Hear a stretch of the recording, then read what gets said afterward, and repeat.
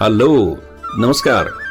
आनंदी कट्ट्यावर मी जयंत ठोंबरे आपल्या सर्व श्रोत्यांचं मनपूर्वक स्वागत करतो.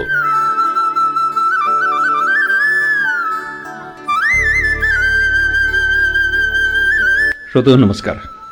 डॉक्टर सुभाष भोसले यांनी एक संदेश जो मूळ इंग्रजीमध्ये होता तो कन्नडमध्ये भाषांतरित केला होता आणि तो कन्नडमधून मराठी अनुवाद करण्याचा डॉक्टर सुभाष भोसले यांचा हा छोटासा प्रयत्न. उद्देश एवढाच की एक चांगला संदेश देण्याच्या सद्भावनेनं त्यांनी ही पोस्ट शेअर केली आहे. एका टॅक्सी चालकाचा खरा अनुभव की एखाद्या लेखकाची कल्पित कथा हे मात्र नक्की माहिती नाही. अपरिचिताचा शेवटचा प्रवास. मी एक टॅक्सी चालक आहे. बहुतेक वेळा मी रात्रपाळी करतो. गेल्या आठवड्यात रात्री साधारणतः 11 वाजता एक वयस्कर गृहस्थ माझ्या टॅक्सीत बसले. पांढरा कुर्ता, धोतर, थकलेले डोळे, पण त्यांच्या आवाजात एक वेगळाच ठामपणा होता. टॅक्सीमध्ये बसताच ते म्हणाले, आज रात्री तू मला 5 ठिकाणी घेऊन जायचं आहे आणि मी तुला त्यासाठी 5,000 रुपये रोख देईन, पण प्रवास संपेपर्यंत का असा एकही प्रश्न विचारायचा नाही. त्यांनी माझ्या हातात एक चिठ्ठी दिली. त्यावर 5 पत्ते लिहिले होते. पहिला थांबा. दक्षिण कलकत्त्यातील एक जुनं घर. मी गाडी थांबवली. ते खाली उतरले नाहीत. फक्त काच खाली करून त्या घराकडे शांतपणे पाहत राहिले. 10 मिनिटे झाली. त्यांच्या डोळ्यातून अश्रू वाहत होते. चला पुढच्या ठिकाणी जाऊया, ते हळूच म्हणाले. दुसरा थांबा. एक प्राथमिक शाळा. गेट बंद होतं. आतमध्ये अंधारात खेळाचं मैदान दिसत होतं. ते गाडीतून उतरले. हळूहळू झोपाळ्याजवळ गेले. त्यावर बसून हलके हलके झोके घेऊ लागले. 20 मिनिटांनी ते परत आले. ते म्हणाले, इथे मी 43 वर्षे शिक्षक म्हणून काम केलं. माझ्या आयुष्यातील सर्वात सुंदर काळ इथेच गेला. तिसरा थांबा. एक छोटंसं जुनं कॉफी हाऊस. ते आत गेले आणि एक चहाचा कप मागवला. ते एका कोपऱ्यात बसले, पण चहाला हातही त्यांनी लावला नाही. फक्त आजूबाजूला पाहत बसले. 15 मिनिटांनी हलकंच हसत बाहेर आले. ते म्हणाले, इथेच मी पहिल्यांदा उमादेवींना भेटलो 1969 साली. चौथा थांबा. निमताला स्मशानभूमी. ते खाली उतरले. एका स्मृतिफलकासमोर जाऊन उभे राहिले आणि काहीतरी पुटपुटत होते. जणू काहीतरी प्रार्थना करत होते. अर्ध्या तासानं ते परत आले तेव्हा त्यांचे डोळे लाल झाले होते. ते म्हणाले, ती गेल्याला आता 3 वर्ष झाली आहेत. पाचवा थांबा. एक मोठं सरकारी रुग्णालय. त्यांनी गाडी थांबवायला सांगितलं. मग माझ्याकडे पाहून ते म्हणाले, आता मी तुला कारण सांगतो. मला 4थ्या टप्प्यातला कॅन्सर आहे. डॉक्टर म्हणतात काही आठवडे, कदाचित काही दिवस उरलेत. म्हणून आज रात्री माझं संपूर्ण आयुष्य शेवटच्या वेळेस पाहून घ्यायचं होतं. हे ऐकून मी स्टेअरिंगवर डोकं टेकवून रडू लागलो. ते शांतपणे म्हणाले, ते घर जिथं मी माझी मुलं वाढवली, ती शाळा जिथे मला माझ्या आयुष्याचा उद्देश सापडला, ते कॉफी हाऊस जिथं मी प्रेमात पडलो, ते स्मशान जिथं माझ्या पत्नीला मी शेवटचा निरोप दिला, आणि हे रुग्णालय जिथं मी आज दाखल होणार आहे. मी पुन्हा घरी परतणार नाही. त्यांनी 5,000 रुपये माझ्या हातात दिले.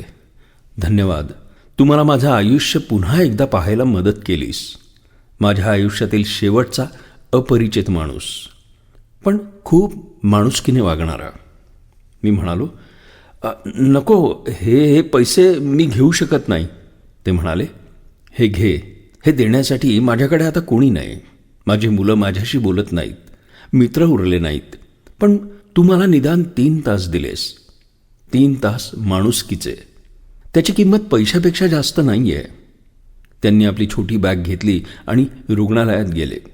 दुसऱ्या दिवशी मी फुलांचं गुच्छ देऊन त्यांना भेटायला गेलो. ते मला पाहून हलकंच हसले. तू आलास?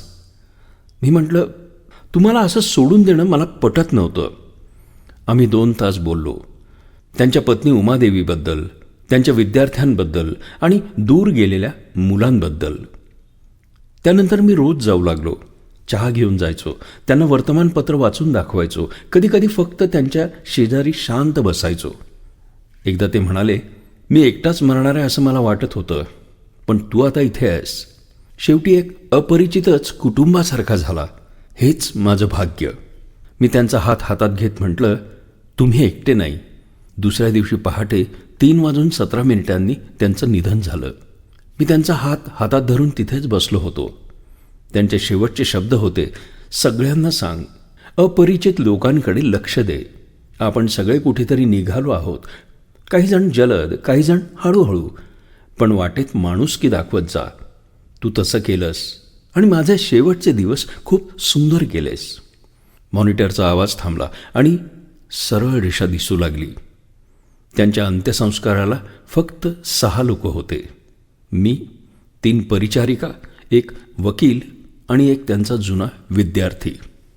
43 वर्षांचे अध्यापन, 52 वर्षांचा संसार, 81 वर्षांचं आयुष्य आणि शेवटी फक्त 6 माणसं. त्या दिवशी मला एक मोठा धडा मिळाला. प्रत्येक अपरिचित माणूस कोणाच्या तरी आयुष्याचं संपूर्ण जग असतो. प्रत्येक प्रवाशामागे एक कथा असते. प्रत्येक माणूस जगत असतो आणि कुणीतरी आपल्याला समजून घ्यावं इतकीच त्याची अपेक्षा असते. आजही ते 5,000 रुपये मी खर्च केलेले नाहीत. ते माझ्या टॅक्सीतच ठेवले आहेत. कारण प्रत्येक प्रवासी कदाचित आपल्या आयुष्याच्या शेवटच्या टप्प्यावर, शेवटच्या प्रवासावर असू शकतो. त्या एका शिक्षकानं मला शिकवलं, माणुसकी ही काही अतिरिक्त गोष्ट नाही, तीच खरं आयुष्य आहे. चला, आपणही असा एक प्रयत्न करूया. कदाचित आपल्याला भेटणारा एखादा अपरिचित माणूस आपल्या आयुष्याच्या शेवटच्या प्रवासात असेल. आपण त्याच्या आयुष्यात थोडासा का होईना प्रकाश आणि माणुसकी देऊया. माणूस म्हणून जन्माला आलो तर माणुसकी विसरून कसं चालेल.